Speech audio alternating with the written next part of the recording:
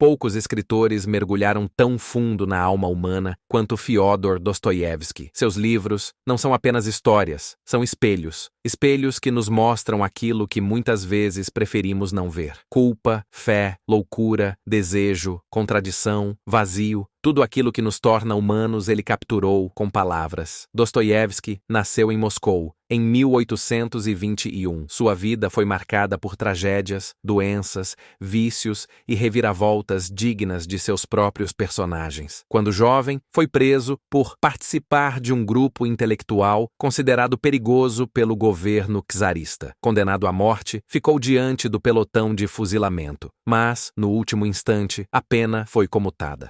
Ele foi enviado para a Sibéria, onde passou anos em um campo de trabalhos forçados, convivendo com criminosos e vivendo em condições desumanas. Essa experiência o mudou completamente. Foi ali que ele reencontrou a fé e começou a enxergar o ser humano de forma muito mais profunda, não apenas como um indivíduo racional, mas como alguém dividido entre o bem e o mal, entre o desejo e o arrependimento, entre a liberdade e o sofrimento. Essa transformação deu origem a uma das obras mais intensas da literatura mundial. E agora, vamos falar sobre o que ele escreveu e, mais importante, sobre o que essas obras nos dizem sobre nós mesmos. Seu romance mais conhecido é Crime e Castigo. Nele, Raskolnikov, um estudante pobre, assassina uma agiota acreditando que pessoas extraordinárias têm o direito de cometer crimes em nome de um bem maior. Mas o que parecia ser uma tese filosófica logo se transforma em um pesadelo psicológico. O verdadeiro castigo não vem da polícia, mas da consciência. É um livro sobre culpa, redenção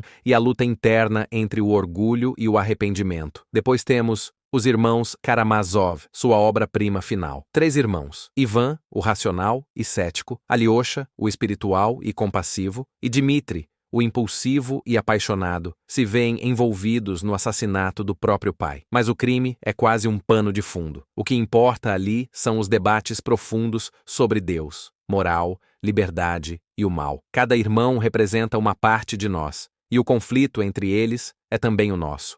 O idiota traz um protagonista raro, alguém genuinamente bom. O príncipe Mitchkin é puro, compassivo e ingênuo, mas ao voltar para a sociedade russa, encontra desprezo, manipulação e tragédia. A pergunta que ecoa no livro é brutal. Será que a verdadeira bondade tem espaço no mundo real? Já em Os Demônios, também chamado de Os Possessos, Dostoiévski faz uma crítica feroz ao radicalismo político. Um grupo revolucionário quer destruir tudo em nome de uma ideologia, mas o que vemos é apenas caos, violência e vazio. É uma obra atual, porque fala sobre o perigo de ideias que ignoram a alma humana. Em Memórias do Subsolo, temos talvez o primeiro anti-herói existencialista da literatura. Um homem amargo, isolado, que se recusa a se encaixar nas regras da sociedade moderna. Ele sabe que está se auto-sabotando e faz isso de propósito. Um personagem incômodo, mas profundamente humano.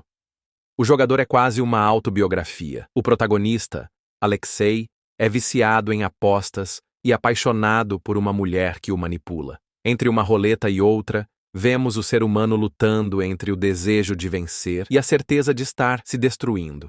Uma história sobre compulsão, orgulho e perda de controle.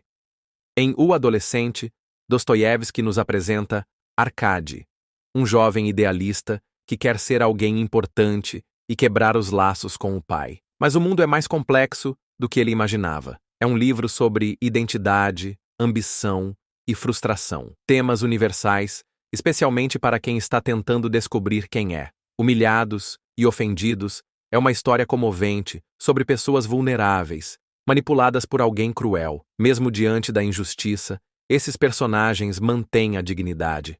Uma crítica social poderosa e um lembrete de que nem sempre o sofrimento tira o valor de alguém. Em Noites Brancas, temos um conto breve, mas sensível, sobre um jovem solitário que vive uma história de amor intensa e curta.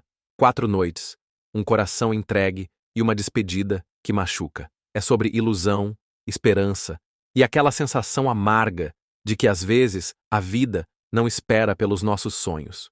O Duplo é uma viagem pela loucura. Um homem encontra alguém idêntico a si mesmo, só que mais carismático, mais competente. Esse outro começa a tomar seu lugar e a realidade se desfaz. É um romance sobre identidade, insegurança e o terror de se ver substituído por uma versão melhor de si mesmo. E por fim, em Notas de Inverno sobre Impressões de Verão, Dostoiévski escreve sobre sua visita à Europa e faz críticas duras ao materialismo, ao individualismo e à perda de espiritualidade do Ocidente. Para ele, o progresso sem alma não vale muito. É quase um manifesto. Depois de tudo isso, a pergunta inevitável é: por que ainda lemos Dostoiévski?